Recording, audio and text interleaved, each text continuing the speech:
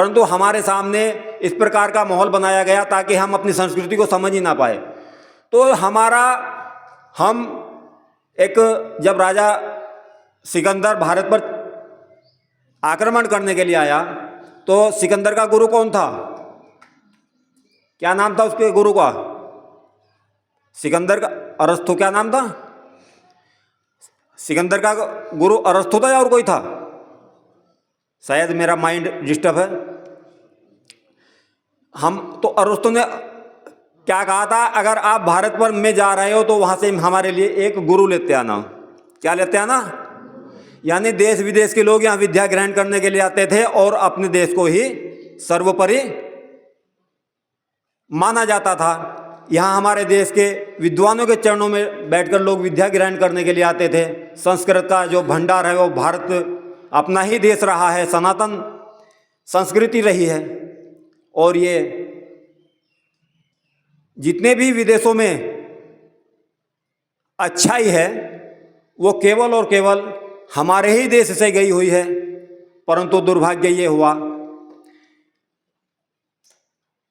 ऋषि दयानंद सत्यार प्रकाश में कहते हैं, जब ऐश्वर्य ज़्यादा बढ़ जाता है तो जिन लोगों में ऐश्वर्य ज़्यादा बढ़ जाता है तो उनमें आलस्य और प्रमाद आ जाता है। आप ऐसे परिवारों को भी देखोगे जो ऐश्वर्य की ऊंचाई के स्तर पर पहुंच जाते हैं तो कुछ ही समय बाद में वे परिवार फिर नष्ट भ्रष्ट होने शुरू हो जाते हैं, क्योंकि उनमें आलस्य और प्रमाद आ जाता है। और जो परिवार पुरुषार्थी होते हैं वे आगे बढ़ते रहते हैं। इसी प्रकार से जब हमारा देश ऐश्वर्य में परिपूर्ण था तो इस देश में आलस्य उत्पन्न हुआ, जिसके कारण जो हमारी गुरुकुलीय शिक्षा थी वो छिन भिन्न होने लगी। जब छिन भिन्न होने लगी तो जिसका कारण महाभारत का युद्ध हुआ।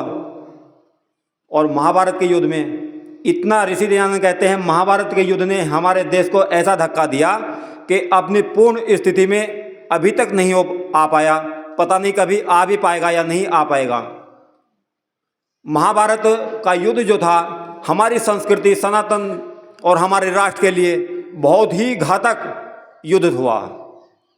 उसमें विद्वान लोग, अच्छे लोग, धार्मिक लोग, क्षत्रिय लोग मारे गए, छिन्न भिन्न हो गए। अब धर्म की रक्षा कौन करे?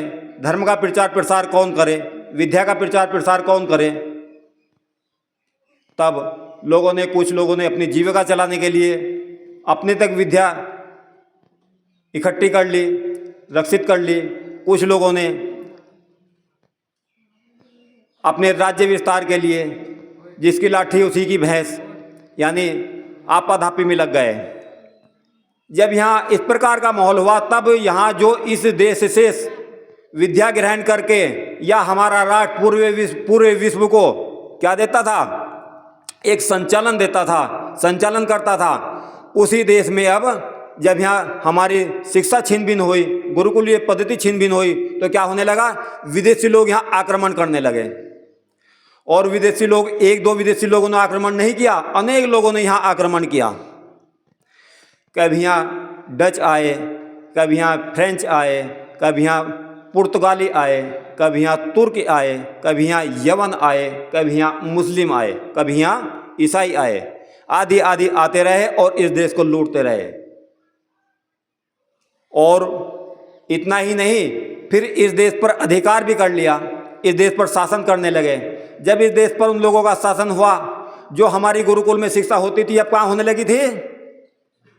कहाँ होने लगी थी? अब वो हमारी मदरसों में होने लगी थी। कहाँ होने लगी थी? मदरसों में होने लगी थी। और कहा जाता था जो फारसी पढ़ा हुआ नहीं है, जो उर्दू पढ़ा हुआ नहीं है, वो कुपढ़ है, उसे अनपढ़ मान लिया जाता था। ऐसा काल काफी समय तक चला। जो सबका हित करने वाली संस्कृति थी वो नष्ट हो चली थी। कुछ समय बाद समय ने पलटा मारा। फिर क्या हुआ? फिर हमारा देश अंग्रेजों के अधीन हुआ। अब हमारी शिक्षा कहाँ होने लगी? अब हमारी शिक्षा माउंट ऋषि स्कूलों में होने लगी। कहाँ होने लगी थी जी? माउंट ऋषि स्कूलों में होने लगी। अंग्रेजी में शिक्षा होने लगी हमारी। और जो अंग्रेजी की शिक्षा हमें अंग्रेजों ने दी, वो शिक्षा, अंग्रेजी शिक्षा आज भी हम पर शासन करती है। करती है कि नहीं करती? आज अगर किसी को डॉक्टर बनना हो, मास्टर बनना हो, इंजीनियर बनना हो, कुछ और अच्छी पदवी को प्राप्त करना हो, तो वो उसे इंग्लिश में पढ़ना ही पड़ेगा। अर्थात अंग्रेजी शिक्षा आज भी हम पर शासन करती है। परंतु समय ने फिर पलटा खाया। यो देश हमारा स्वतंत्र हुआ, आज़ाद हुआ 1947 में। अब हमें कैसा देश मिला? क्यों जी? अब हमें देश मिला धर्मनिरपेक्ष, अर्थात सेकुलर देश मिला। धर्मनिरपेक्ष को जानते हो या ना जानते हो, पढ़ा लिखा समाज है। साइंस के विद्यार्थी यहाँ कितने होंगे लगभग? है कोई साइंस का विद्यार्थी?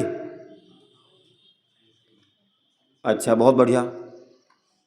क्योंकि साइंस का जो विषय है वो इतना ऐसा है कि साइंस वाला व्यक्ति बड़ी आसानी से समझ लेता बातों को। धन्यवाद। तो सेकुलर को तो समझते ही है ना। हमारा देश क्या है? सेकुलर है। जब हमारा देश आज़ाद हुआ तो हमें कैसा देश मिला? ये सेकुलर देश मिला। जब हमें सेकुलर देश मिला तो हमें जो शिक्षा थी वो कैसी मिली? वो भी सेकुलर ही मिली।